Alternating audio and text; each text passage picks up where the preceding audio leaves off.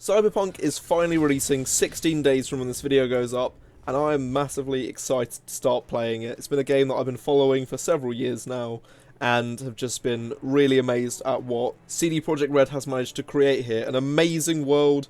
originally kind of designed by Mike Pornsmouth, and then how they've gone out from that and done so much more, and just made this enormous world that we'll get to explore very soon. I thought I'd make a video going over what I'm excited to see most in Cyberpunk 2077.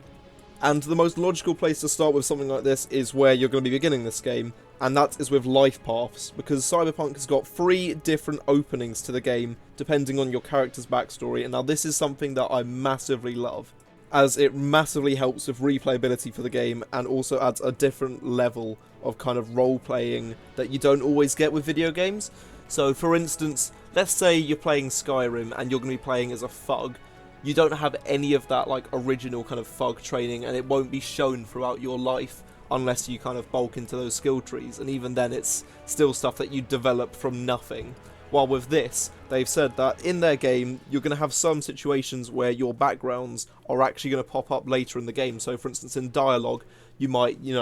when you're talking to a gang, you might know what they're all about, or might even know a few people in that gang because you were a street kid. Or, for instance, maybe a higher-up corporation's member is blackmailing you, and because you're part of a corpo, you know about their company and some sort of shady dealings they've got up to, so you know exactly how to strike back at them.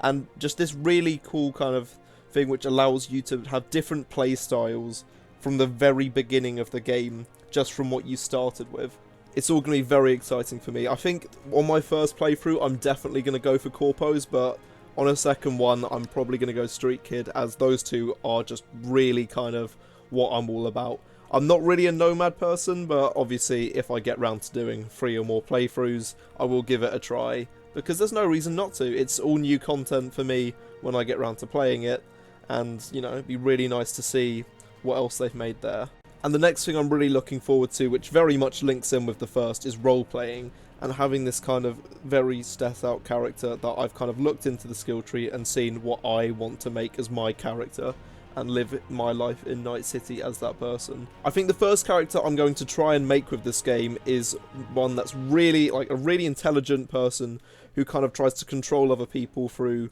not only just what he knows as a person, but through his personal charisma as well. Like, someone who knows how to control a conversation like it's a game of chess, and they know every single move that's going to be made. And I'm thinking the best background for this will be corpo, and probably go into some sort of background where my character uses a lot of, like, genetic augmentations to kind of change their appearance and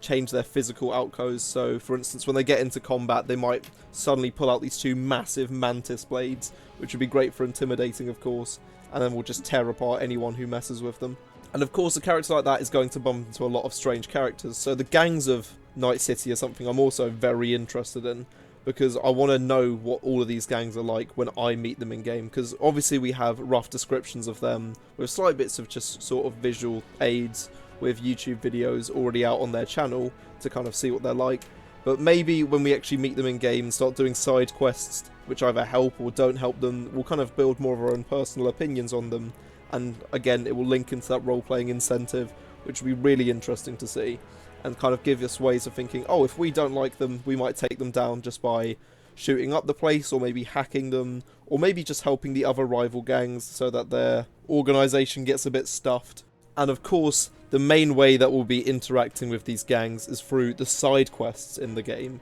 And oh my god, I'm just going to be so eager to play all of these side quests, because I've always been a completionist with games,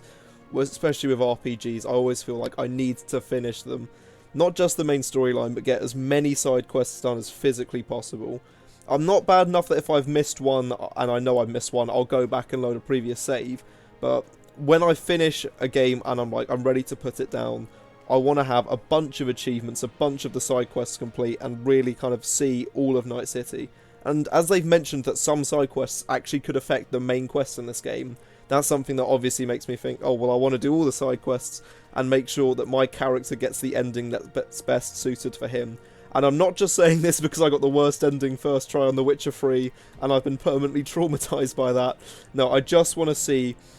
how amazing the ending is to this game, or even the endings, because I'm pretty sure that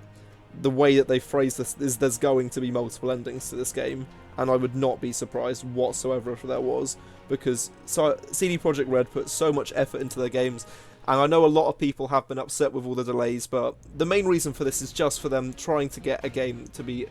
as well kind of made and well polished as possible, and, you know, let them take their time. The devs are working so hard on this, and most of the decisions are coming up from the higher-ups, who are just trying to look out for their team. And, you know, they're going to do a great job, and it's, you know, very exciting. But anyway, back onto the game. The kind of side quests I'm looking forward to the most are the more conversational ones, and the ones which have a lot of different outcomes depending on what you say and what you do and how you approach it. As just having these multiple choices are something that, when I come back to play the game in however many months' time after finishing it for the first time, I'm going to consider, let's do this differently this time and see how it affects the whole story. And I think another thing that I'm also massively looking forward to is not only the weapons that we can have in this game, but the vehicles that we get to drive. As some of the cars we get to drive look not only awesome, but are also probably going to be great at speeding around Night City, or even using some of like the flying cars to kind of get around and get an aerial view, which also might actually help us get into buildings for certain missions and stuff. And I'm not really too sure how much vehicle customization there is in this game, but obviously if we do get to have like a garage of certain cars, it would be really nice to sort of kit out a few vehicles, kind of make them your own, make them really reflect your character even more. And the weapons you use, obviously, having some guns, seeing how all the different ones work, the smart ones, the just really powerful ones, or even just like your kind of integrated weaponry, and even the swords and stuff. Because I do quite like the idea of a melee character, even in a shooter, even if that is a bit crazy. Although I do feel like whenever you do make a melee character in a game like this, you always need to be ready to kind of pull out a gun just in case your opponents are miles away with a sniper ready to take you out.